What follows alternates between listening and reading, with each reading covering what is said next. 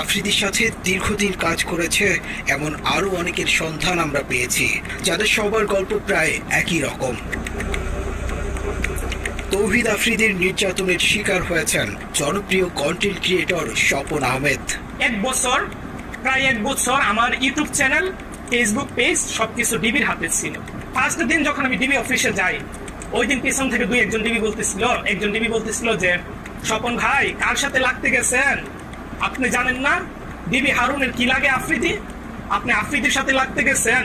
স্বপনের মূল সমস্যা ছিল সে আলেমদের পক্ষে এবং ভারতের বিপক্ষে কন্টেন্ট তৈরি করতেন, যে কারণে আফ্রিদি তাকে এ ধরনের কন্টেন্ট বানাতে নিষেধ করেন। আফ্রিদির কথা মতো আওয়ামী লীগের পক্ষে কাজ না করায় স্বপনকে আদালতের বারান্দায় পর্যন্ত যেতে হয়েছে।